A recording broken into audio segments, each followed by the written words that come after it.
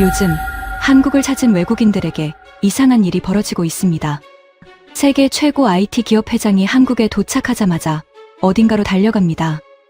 미국인들은 새벽부터 줄을 서서 밤을 새우고, 외국인들 사이에서는 한국 갈 때 빈캐리어를 가져가는 새로운 문화까지 생겨났습니다.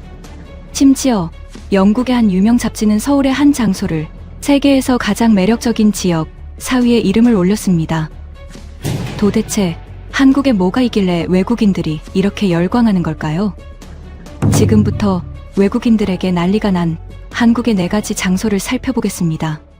이야기 시작 전에 구독과 좋아요 눌러주시고 어디에서 듣고 계신지도 댓글에 남겨주시면 반가울 것 같아요. 지난 6월 5일 세계 최대 AI 기업 엔비디아의 CEO 젠슨 왕이 한국을 찾았습니다. 그런데 그가 한국에 도착한 직후 가장 먼저 향한 곳은 의외의 장소였습니다. 삼성 본사도 아니었고 대기업 회의실도 아니었습니다. 바로 서울의 한 PC방이었습니다. 이 소식이 전해지자 많은 사람들이 고개를 갸웃했습니다. 세계 최고 IT 기업을 이끄는 사람이 왜 하필 PC방을 찾았을까? 그런데 정확히 말씀드리면 이곳은 그냥 평범한 PC방은 아니었어요. T1 베이스 캠프라는 이름의 아주 특별한 공간이었거든요. 자, 여기서 이야기를 잠깐 멈추고 설명을 좀 드려야 할 것 같습니다. 여러분, 혹시 e스포츠라는 말 들어보신 적 있으십니까? 자녀분들이나 손자, 손녀들 입에서 한 번쯤은 들어보셨을 거예요. 쉽게 말씀드리면 컴퓨터 게임으로 하는 정식 스포츠 경기입니다. 축구 선수가 운동장에서 공을 차듯 프로게이머는 컴퓨터 앞에 앉아 게임으로 시합을 벌이는 거예요. 그게 무슨 운동이냐 하실 수도 있는데요. 이게 보통 일이 아닙니다. 전 세계에 중계되고 우승하면 상금이 수십억 원입니다. 결승전 한 경기를 보는 사람이 무려 694만 명. 작년 영국 런던에서 열린 결승전 동시 시청자 수가 그 숫자였어요. 어지간한 축구 월드컵 경기보다 더 많이 보는 거예요. 그리고 이 e스포츠라는 분야의 세계 최고 선수가 누구냐? 바로 한국 청년 이상혁입니다. 별명은 페이커. 1996년생, 올해 30살이에요. 축구로 치면 리오넬 메시, 농구로 치면 마이클 조던 같은 존재입니다. 그가 소속된 팀이 바로 T1. 그리고 T1이 직접 운영하는 PC방이 바로 그 T1 베이스 캠프예요. 그러니까 정리하면 이렇습니다. T1 베이스 캠프는 단순한 PC방이 아니에요. 페이커가 소속된 팀이 운영하는 세계 e스포츠의 상징적인 장소거든요. 축구로 비교하면 축구팬이 영국에 가서 올드 트래포드를 찾는 것과 비슷한 의미입니다. 축구팬이라면 평생에 한 번은 꼭 가봐야 할 곳이잖아요. 한국의 T1 베이스 캠프가 바로 그런 곳입니다. 전 세계 게임 팬들에게는 평생에 한 번은 꼭 가봐야 할 성지인 거예요. 사실 한국 PC방은 처음부터 이런 위상을 가진 곳이 아니었습니다. 1990년대 후반 초고속 인터넷이 전국에 깔리기 시작하면서 동네마다 하나둘 생겨났죠. 당시 학생들과 직장인들은 친구들과 함께 PC방이 모여 게임을 즐겼고 그 문화는 점점 커져갔습니다. 이후 스타크래프트 열풍이 불면서 한국에서는 세계 최초 수준의 프로게임 리그가 만들어졌고 수많은 프로게이머들이 탄생했어요. 지금 전 세계가 한국을 e스포츠의 본고장이라고 부르는 이유도 바로 여기에 있습니다. 젠슨 왕이 찾은 곳은 단순한 게임장이 아니라 세계 게임 문화의 역사가 시작된 상징적인 공간이었던 겁니다. 자, 다시 6월 5일 그날로 돌아가 보겠습니다. 젠슨 황 회장이 T1 베이스 캠프에 도착한 시간은 오후 2시 44분. 그곳에서 그가 만난 사람이 바로 페이커였어요. 페이커는 작년 11월에 또 한 번 세계를 놀라게 했습니다. e스포츠 세계 최고 대회인 롤드컵에서 무려 3년 연속 우승을 차지한 겁니다. 사상 최초였어요. 통산 우승 횟수만 6번. 많은 전문가들이 역대 최고의 e스포츠 선수로 꼽습니다. 그날 젠슨 왕은 페이커에게 아주 특별한 선물을 건넸어요. 자신이 직접 사인한 RTX 5090이라는 그래픽카드였습니다. 컴퓨터에 들어가는 부품인데요. 시중 가격이 한 개에 300만 원에서 400만 원 하는 최고급 제품이에요. 젠슨 황은 카메라 앞에서 이렇게 말했어요. 세상에 하나뿐인 제품이다. 100만 달러 정도의 가치가 있을지도 모른다. 물론 실제 가격이 14억 원이라는 뜻은 아니었습니다. 페이커와 젠슨 왕의 사인이 함께 들어간 세계 유일의 그래픽카드라는 의미를 농담처럼 표현한 것이었죠. 그리고 그가 카메라에 남긴 한마디. 한국은 e스포츠의 발상지다. 이 한마디에 한국 게이머들이 들썩였고 전 세계 IT 업계가 술렁였습니다. 사실 젠슨 왕이 이런 말을 한 데에는 이유가 있습니다. 그는 여러 차례 공개적으로 이렇게 말해왔습니다. PC게임과 PC방 그리고 e스포츠가 없었다면 지금의 엔비디아도 없었을 것이다. 실제로 엔비디아는 원래 게임용 그래픽카드를 만들던 회사였습니다. 그리고 세계에서 가장 치열한 게임 문화와 e스포츠 시장을 만들어낸 나라 중 하나가 바로 한국이었죠. 그러니까 젠슨 왕에게 T1 베이스 캠프는 단순한 PC방이 아니었던 겁니다. 엔비디아의 성장과 함께 발전해온 한국 게임 문화의 상징이었던 거예요. 그런데 여러분, 진짜 충격적인 사실은 따로 있어요. 젠슨왕 같은 거물만 한국 e스포츠 성지에 열광하는 게 아니라는 점입니다. 평범한 외국인 관광객들도 한국에 오면 이곳으로 달려오거든요.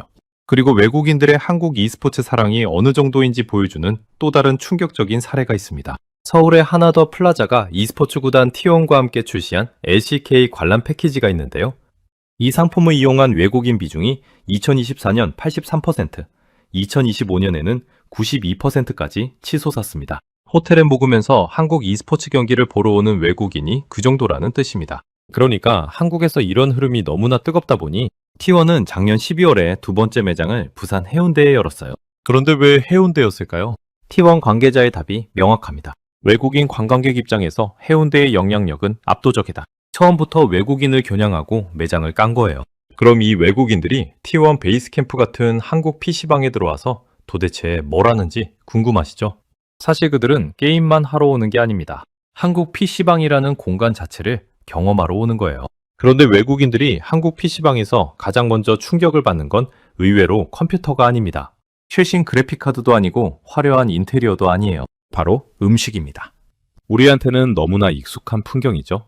짜장면, 치킨 마요 덮밥, 돈가스, 떡볶이, 라면, 김밥, 김치볶음밥. 메뉴만 봐도 웬만한 분식집 못지않습니다. 라면도 여러 종류가 준비되어 있고요. 음료수도 다양하게 갖춰져 있습니다. 우선 외국 PC방을 한번 보시겠어요? 외국에도 PC방이 있긴 있는데요. 대부분 음료수와 간단한 스낵 정도만 파는 곳이 많습니다. 한국처럼 짜장면, 부대찌개, 떡볶이 같은 따끈한 음식이 자리까지 배달되는 시스템은 좀처럼 보기 힘들어요. 한국처럼 따끈한 음식을 자리에서 주문해 먹을 수 있는 PC방 문화는 해외에서는 쉽게 보기 어렵습니다. 그런데 한국 PC방은 어떤가요? 자리에 앉아 게임을 하다가 배가 고프면 모니터 옆에 붙어 있는 화면을 통 누릅니다. 그러면 10분 안에 따끈한 음식이 자리로 배달돼요. 치킨 마요 덮밥, 부대찌개, 심지어 떡볶이까지 자리에서 받아 먹을 수 있죠. 게임을 멈출 필요가 없어요. 화면에서 눈을 뗄 필요가 없는 겁니다. 외국인들이 한국 PC방을 처음 가서 가장 놀라는 게 뭔지 인터넷에 남긴 글들이 정확하게 답해줍니다. 한국을 소개하는 한 외국인 가이드 사이트에 어느 외국인이 이런 글을 남겼어요. 메뉴가 너무 많아서 깜짝 놀랐다. 화면에 보이는 메뉴는 전체의 아주 작은 일부일 뿐이다. 또 다른 영문 한국 가이드 매체는 한국 PC방을 두고 이렇게 표현합니다. 완순한 컵라면 시대는 오래전에 갔다. 현대 한국 PC방은 풀서비스 레스토랑처럼 기능한다.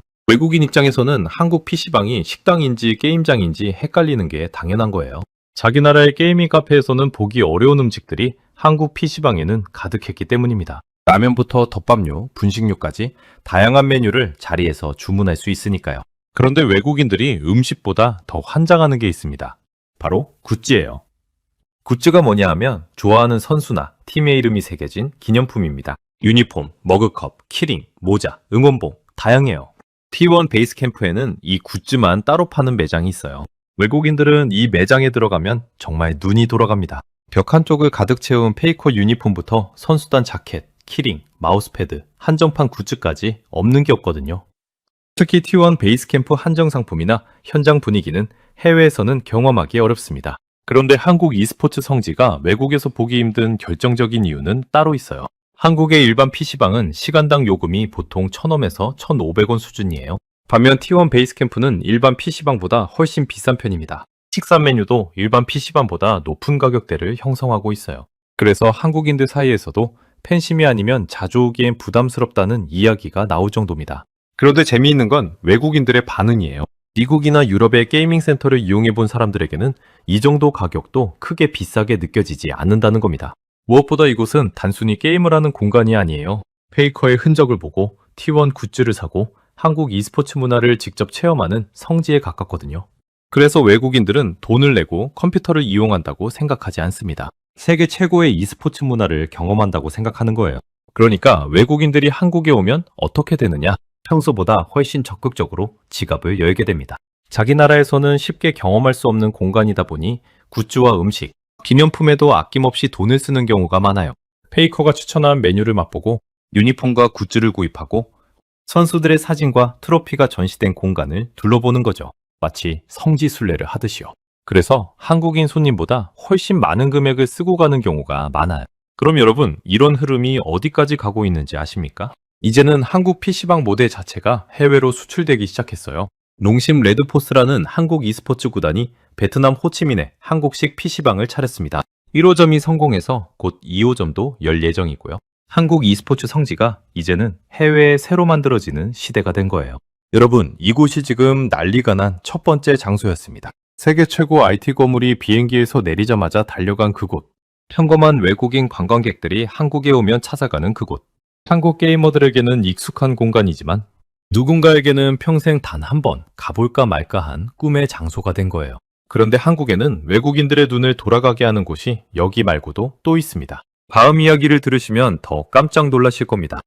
지난달 어느 평일 오후 서울 명동역 1번 출구 앞. 출구에서 50m 떨어진 건물 입구는 외국인 관광객들로 붐볐습니다.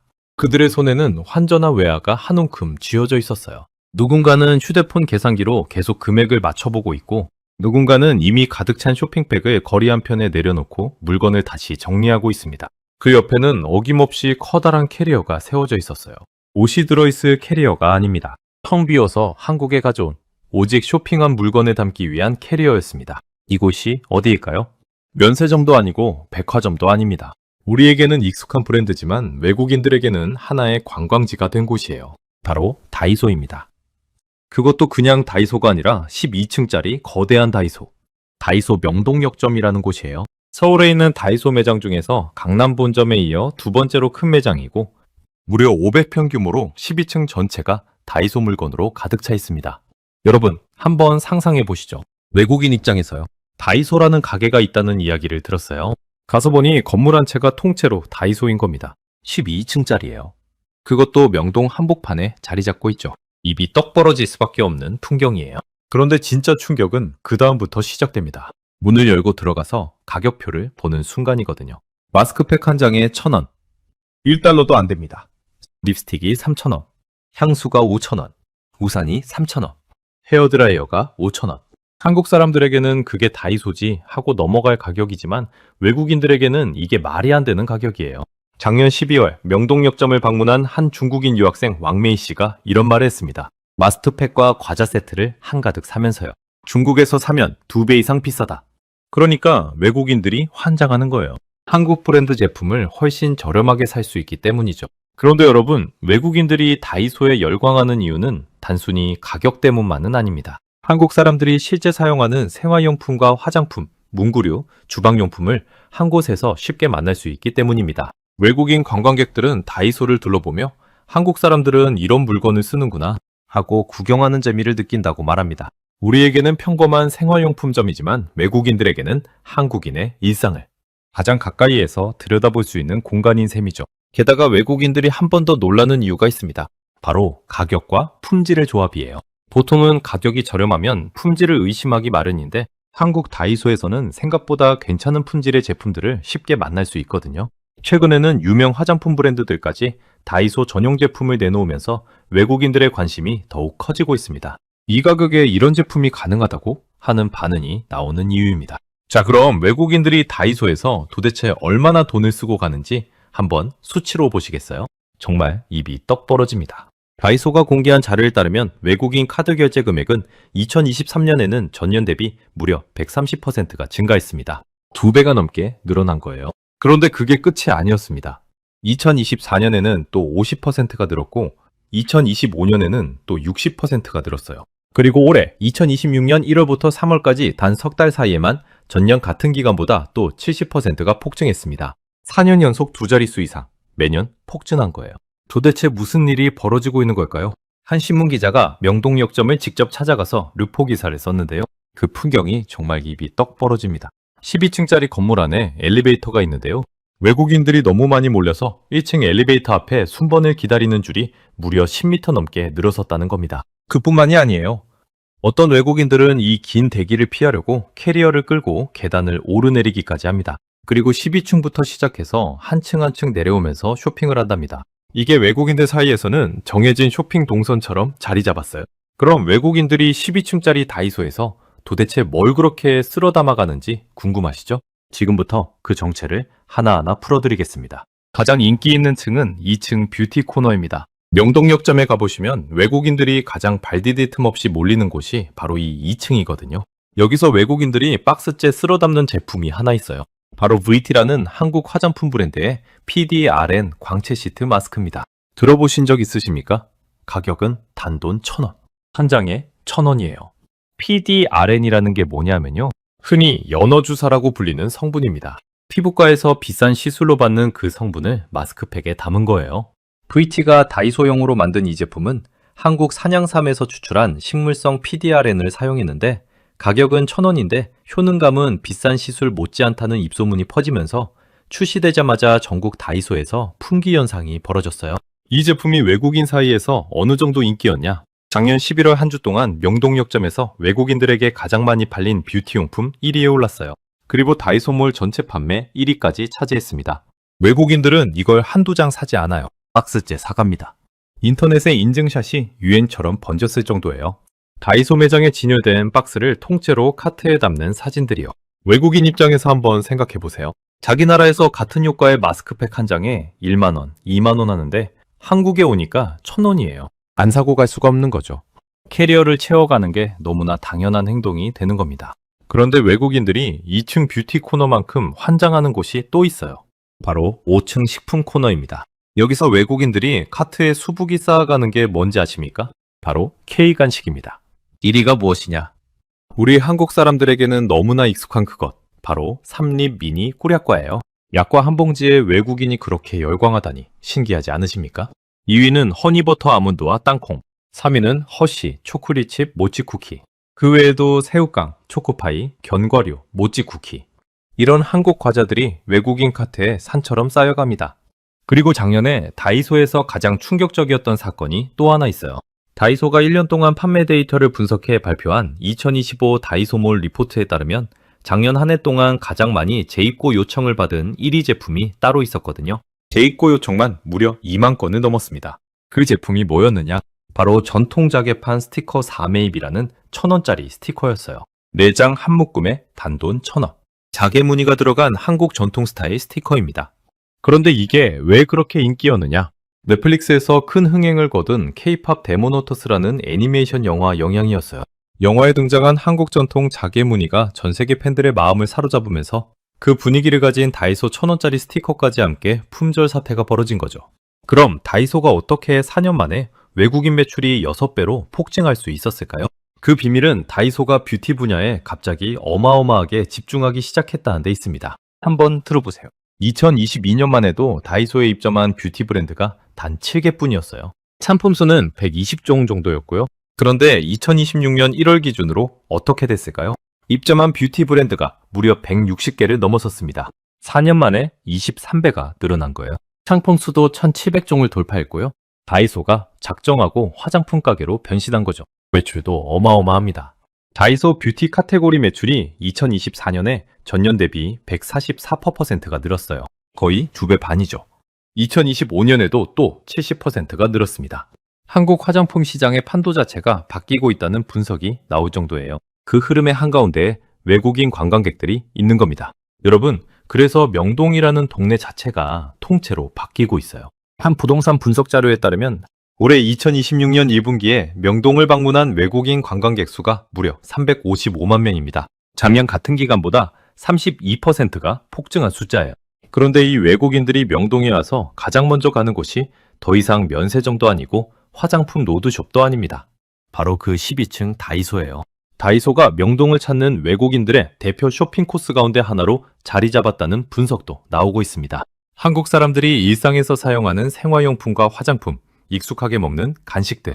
우리에게는 평범한 물건들이지만 외국인들에게는 한국 문화를 담아갈 수 있는 특별한 기념품이 되는 거예요. 그래서 그들은 캐리어를 비워서 한국에 옵니다. 그리고 그 캐리어를 다이소에서 채워 돌아가는 거예요. 그런데 외국인들이 한국에 와서 눈이 돌아가는 곳은 여기가 끝이 아닙니다. 다음 이야기를 들으시면 더 깜짝 놀라실 겁니다. 여러분, 시간을 미국으로 잠시 돌려보겠습니다. 2026년 5월 29일, 미국 캘리포니아주 패서디나시, LA 동북쪽에 있는 인구 14만 명짜리 작은 도시였습니다. 그날 새벽, 콜로라도대로라는 거리에 믿기 힘든 풍경이 펼쳐졌어요. 어떤 사람들은 캠핑 의자를 들고 왔고, 어떤 사람들은 개점 몇 시간 전부터 줄을 서 있었습니다. 가장 먼저 도착한 사람은 전날 저녁 10시. 그러니까 가게가 문을 열기 전날 밤부터 와서 밤을 꼬박 새웠다는 겁니다. 그 줄은 시간이 지날수록 점점 길어졌어요. 한 블록, 두 블록, 세 블록, 그리고 결국 4개 블록을 가득 메운 줄이 형성됐습니다. 길이로 따지면 무려 400m. 그 줄에는 미국 사람들만 있는 게 아니었어요.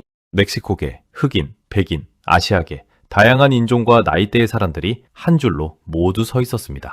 이들이 도대체 뭘 사려고 그 새벽에 줄을 섰을까요? 명품 가방도 아니고요. 한정판 운동화도 아닙니다. 새로 출시된 아이폰도 아니고요. 그들이 사려고 한 건 단 하나, 바로 한국 화장품이었습니다. 더 정확히 말씀드리면 한국의 화장품 가게가 미국에 처음으로 문을 여는 그 순간을 직접 보러 온 거예요. 그 가게가 바로 올리브영입니다. 한국 사람들에게는 너무나 익숙한 그 이름이죠. 쇼핑몰이나 번화가에서 쉽게 볼 수 있는 곳입니다.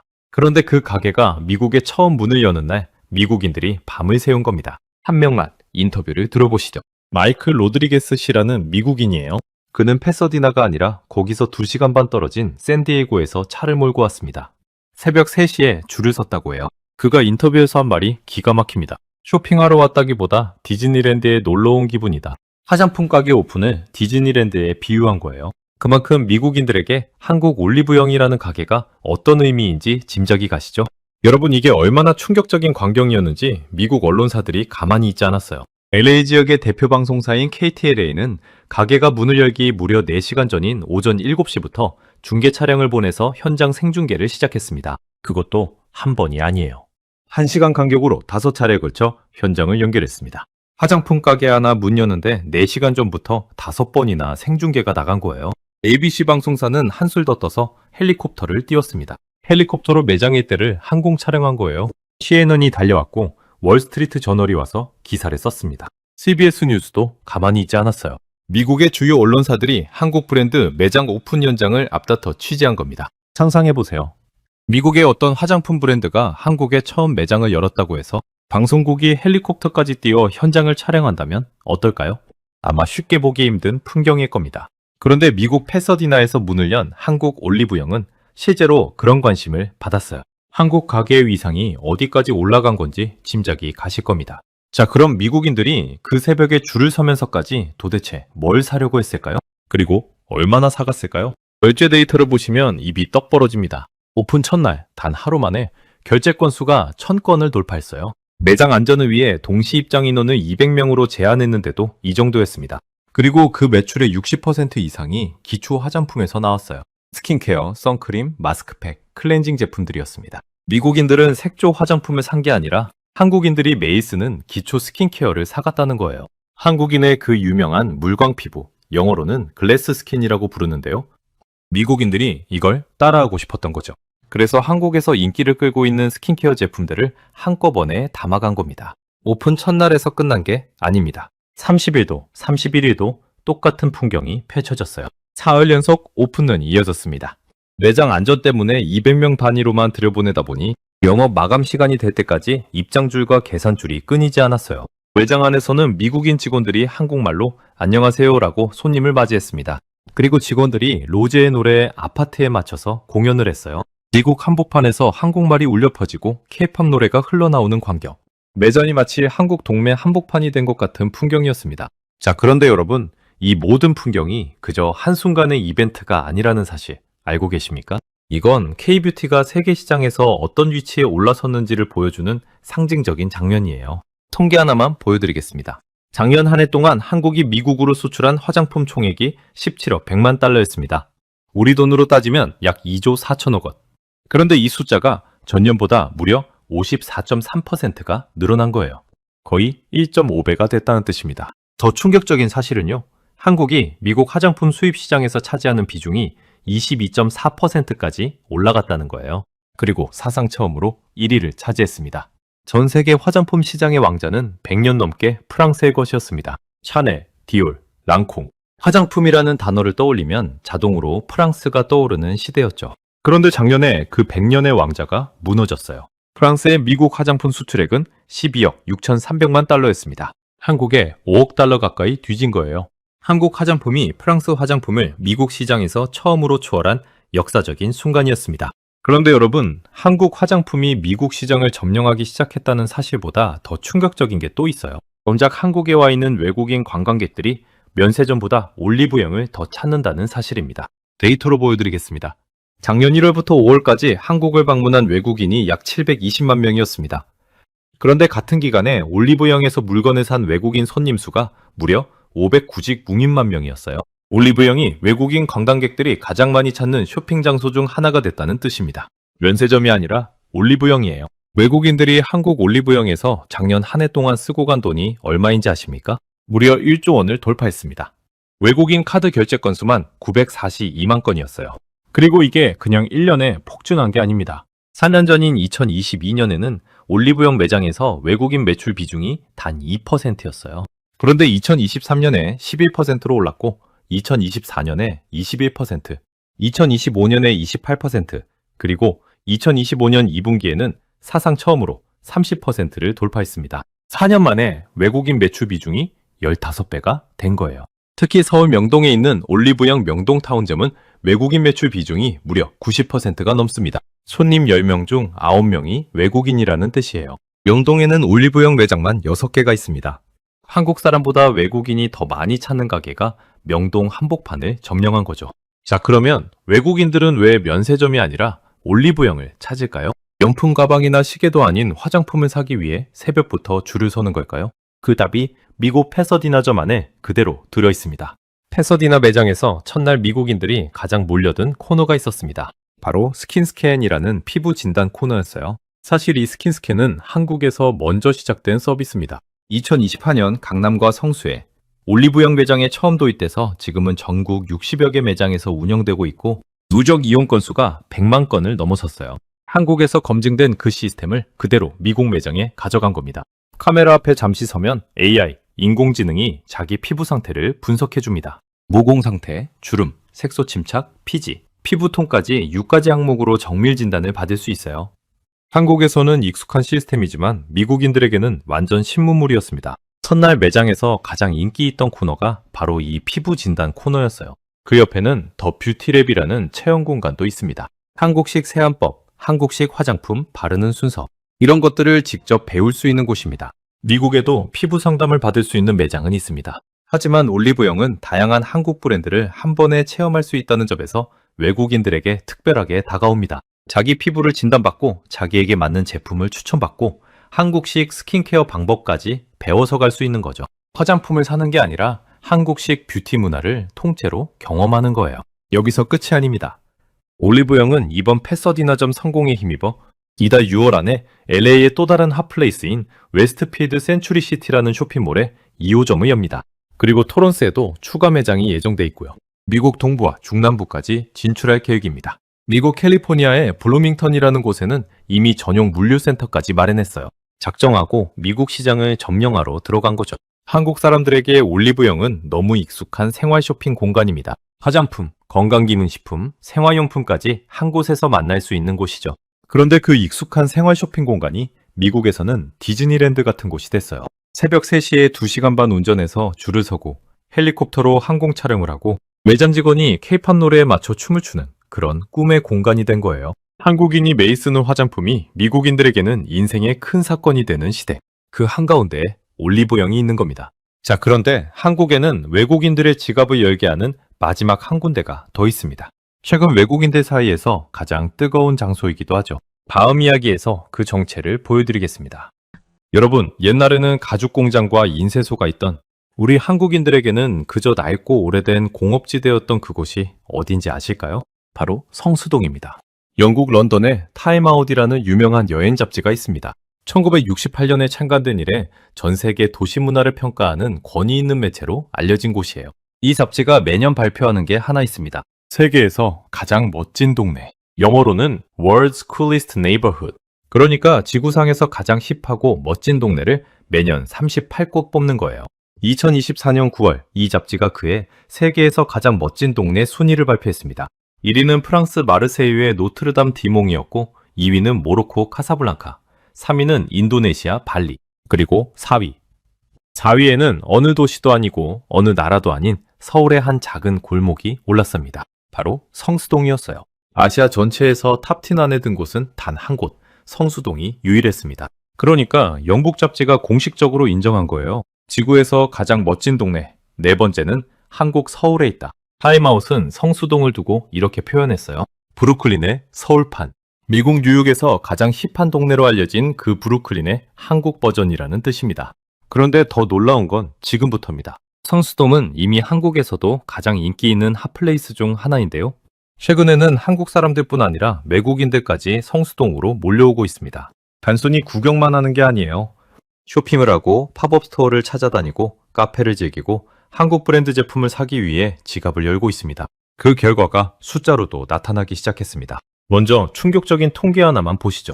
한국관광공사 빅데이터에 따르면 외국인 관광객이 성수동을 방문한 비율이 작년 1분기 대비 무려 863.5%가 폭증했습니다. 8.6배가 늘어난 거예요. 같은 기간 명동은 13.2%, 그러니까 13% 정도 늘었습니다. 명동도 늘긴 늘었어요. 하지만 성수동은 비교 자체가 안 되는 폭증세입니다.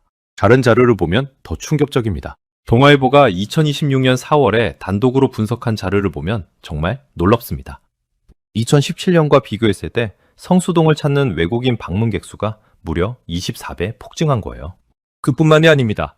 성동구청이 발표한 자료에 따르면 작년 2024년에 성수동을 찾은 외국인 관광객 수가 무려 300만 명을 돌파했어요. 그리고 작년 한 해 동안만 또 150만 명이 추가로 늘어났어요. 같은 기간 외국인이 성수동에서 카드를 긁고 간 돈만 무려 1,312억 원. 전년보다 226%가 폭증한 숫자였어요. 그것도 그 돈의 95% 이상이 의류와 화장품 같은 K컬처 상품에 쓰였습니다. 같은 기간 동대문은 어떻게 됐을까요? 4,003구제 가시명에서 2,746명으로 오히려 줄었습니다. 외국인들이 동대문에서 빠져나와서 성수동으로 옮겨가고 있는 거예요. 명동과 함께 성수동이 외국인 관광의 새로운 양대축으로 떠오르고 있는 거예요. 여러분, 이 정도 폭증세가 단순한 유행으로 끝날까요? 절대 아닙니다. 임대료가 그 사실을 정확하게 증명해 줍니다. 성수동의 일부 핵심 상권 임대료가 이제는 명동 주막로 수준에 근접했다는 분석까지 나오고 있어요. 한강 건너 외곽 공업지대로 불리던 동네가 이제는 서울 최고 상권과 어깨를 나란히 하는 시대가 된 겁니다. 자, 그럼 외국인들이 성수동에서 도대체 뭘 그렇게 사가는지 궁금하시죠? 그 답은 한국에서 가장 잘 나가는 패션 기업 무신사가 발표한 자료에 정확하게 나와 있습니다. 한번 들어보세요. 올해 2026년 4월 말부터 5월 초까지 일주일 동안 한중의 황금 연휴가 겹쳤습니다. 일본의 골든위크, 중국의 노동절 연휴가 동시에 시작된 거예요. 한국으로 외국인 관광객이 쏟아져 들어왔습니다. 무신사는 그 일주일 동안 서울 주요 상권에 있는 자기네 매장 12곳의 매출을 분석했어요. 그 결과가 정말 입이 떡 벌어집니다. 그 12매장 전체 매출에서 외국인 비중이 무려 53%였습니다. 사상 처음으로 외국인 매출이 한국인 매출을 초월한 거예요. 그것도 종합 매장 매출에서. 매장별로 더 자세히 보면 충격은 더 커집니다. 성수동에 있는 무신사 스탠다드 성수점, 그리고 무신사 스토어 성수의 합산 매출이 그 직전 주보다 무려 41%가 폭증했어요. 일주일 만에 매출이 1.4배가 된 겁니다. 그리고 무신사 스탠다드 한남점, 무신사 킥스 성수점, 무신사 킥스 홍대점은 외국인 매출 비중이 60%를 넘어섰습니다. 무신사 명동점은 더 충격적이에요. 외국인 매출 비중이 70%를 넘었습니다. 손님 10명 중 7명이 외국인이라는 뜻이에요. 여기서 한 가지 중요한 사실을 알려드리겠습니다. 무신사라는 회사가 어떤 곳이냐? 한국 청년들이 만든 한국 토종 패션 플랫폼이에요. 처음에는 무진장 신발 사진이 많은 곳이라는 인터넷 커뮤니티로 시작했는데 지금은 한국에서 가장 영향력 있는 패션 플랫폼으로 성장했습니다. 무신사의 가장 큰 강점은 한국 신진 디자이너 브랜드들이 무신사를 통해 세상에 알려진다는 점이에요. 그런데 그 매장에서 한국인보다 외국인이 더 많이 옷을 사가고 있다는 거예요. 자, 그러면 외국인들이 지금 성수동으로 몰려가는 걸까요? 그 답이 성수동 골목 안에 있어요. 성수동에는 다른 동네에서는 절대 볼 수 없는 특별한 문화가 하나 있습니다. 바로 팝업 스토어 문화예요. 팝업 스토어라는 말 들어보셨습니까? 영어로 팝업 스토어. 그러니까 팝하고 갑자기 튀어나왔다가 사라지는 가게라는 뜻입니다. 보통 2주에서 한 달, 짧게는 며칠만 운영하고 사라지는 임시 매장이에요. 팝업 스토어 자체는 사실 일본 도쿄나 미국 뉴욕에도 있는 문화입니다. 그런데 한국 성수동의 팝업 스토어는 차원이 좀 달라요. 어페럴 뉴스라는 매체가 조사한 자료를 보면 성수동에서는 매주 40개에서 50개의 새로운 팝업 스토어가 동시에 열리고 있어요. 일주일에 50개, 한 달이면 200개입니다. 한 동네에 이렇게 수십 개의 팝업이 동시에 모여 있고 그것도 2주 단위로 통째로 바뀌는 풍경은 세계 어느 도시에서도 흔하지는 않는 광경이에요. 이게 외국인들 입장에서 어떤 충격인지 한번 상상해 보세요. 똑같은 성수동을 가도 어제 본 가게가 오늘 다른 가게로 바뀌어 있어요. 이번 주에 갔던 매장이 다음 주에 가면 사라지고 그 자리에 완전 새로운 매장이 들어와 있습니다. 외국인 한 명이 한국에 매년 와도 성수동은 매번 새로운 도시처럼 느껴지는 거죠. 작년 10월에 한국경제신문이 성수동에서 만난 일본인 관광객 미나 씨라는 25세 여성이 이렇게 말했어요. 성수엔 트렌디한 상점이 많아서 좋다. 한 달 사이에도 가게가 다 바뀌니까 외국인 입장에서는 한국에 올 때마다 새로운 발견이 있는 거예요. 그리고 성수동에는 한국에서 탄생한 브랜드들이 모여 있습니다. 우리에게는 이름이 익숙하지 않을 수도 있는데 외국 젊은이들에게는 거의 명품 같은 위상을 가진 브랜드들이에요. 환경 브랜드 젠틀몬스터, 향수 브랜드 템버린즈, 의류 브랜드 아더에러. 이 브랜드들이 다 성수동에 있어요. 브랜드가 만든 공간을 직접 체험하기 위해 성수동을 찾는 사람들이 많습니다. 특히 충격적인 건 K-팝 데몬헌터스라는 넷플릭스 애니메이션의 글로벌 팝업 투어 첫 일정이 성수동에서 시작됐다는 사실이에요. 2025년 12월 K-팝 데몬헌터스 공식 팝업이 성수동의 한 복합 문화공간에서 처음 문을 열었습니다. 이게 끝이 아니에요. 이 팝업은 성수동에서 시작해서 싱가포르, 방콕, 도쿄, 타이페이로 순회할 예정이었습니다.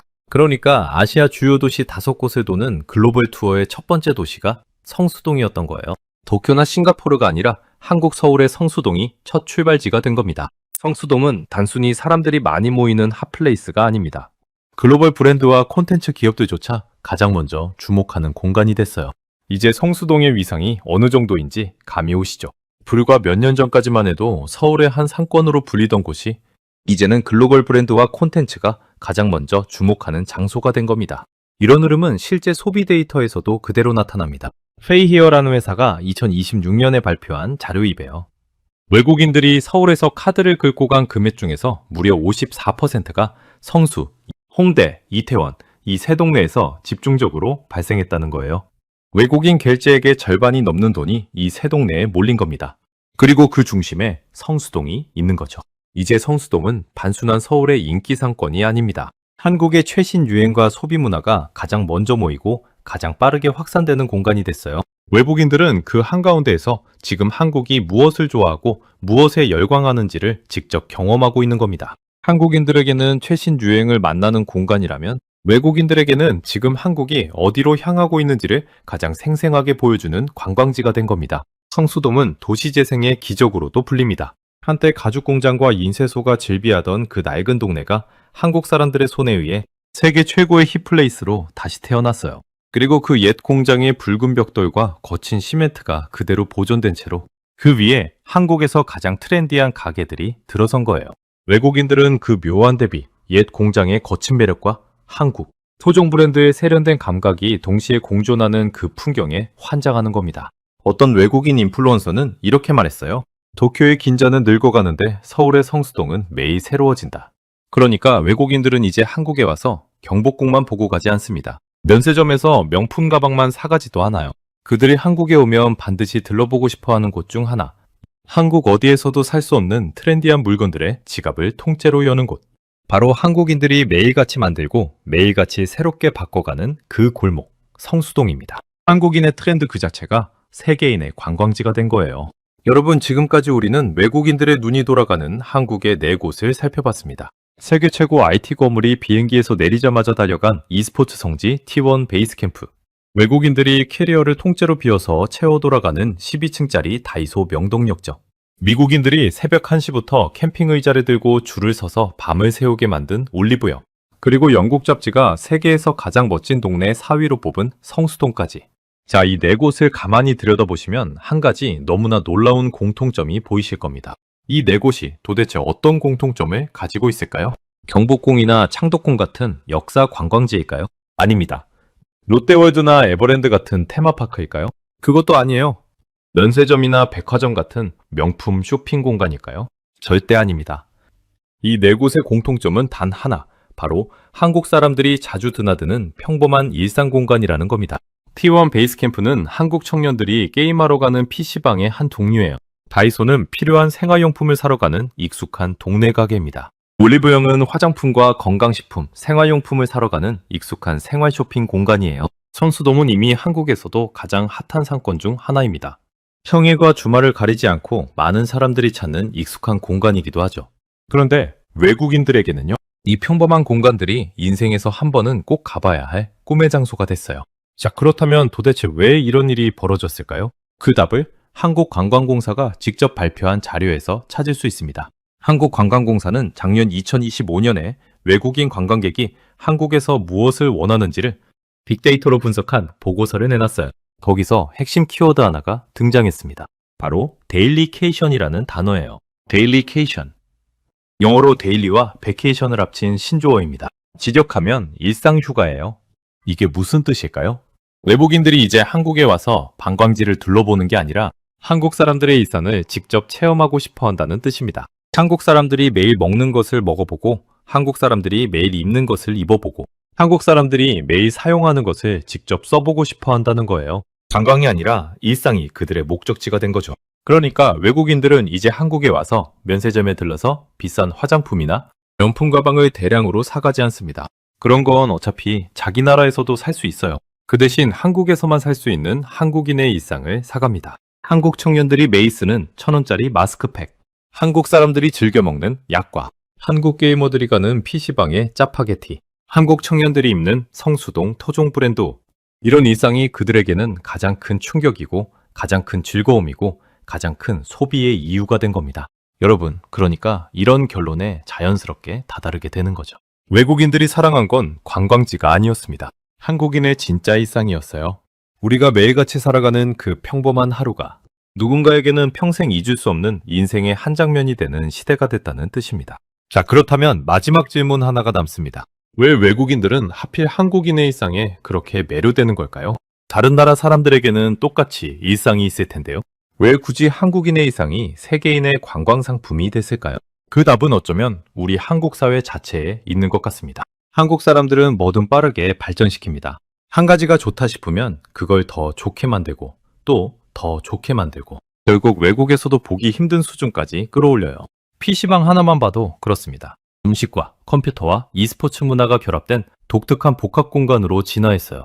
다이소 같은 균일가 매장도 한국에서는 화장품과 K 간식까지 결합된 외국인의 필수 쇼핑 코스로 발전했죠. 화장품 가게도 한국에서는 AI 피부 분석과 한국식 스킨케어 코칭까지 받을 수 있는 체험형 매장으로 진화했어요. 한국 성수동에서는 한 동네에 수십 개의 팝업 스토어가 동시에 운영되는 독특한 공간으로 발전했습니다. 한국 사람들이 너무나 익숙해서 당연하다고 여기는 그 모든 일상의 디테일들. 그게 사실은 어디에서도 보기 힘든 특별한 결과물이었던 거예요. 외국인들은 그걸 외부인의 눈으로 정확하게 봤고, 그래서 한국에 비행기를 타고 날아옵니다. 새벽에 줄을 서고 캐리어를 비워서 옵니다. 그리고 그 일상을 가득 채워서 자기 나라로 돌아가는 거예요. 여러분, 어쩌면 우리는 너무 익숙해서 우리 자신의 가치를 놓치고 있는지도 모릅니다. PC방도, 다이소도, 올리브영도, 성수동도 원래는 한국 사람들의 생활과 문화 속에서 자연스럽게 만들어진 공간들이었습니다.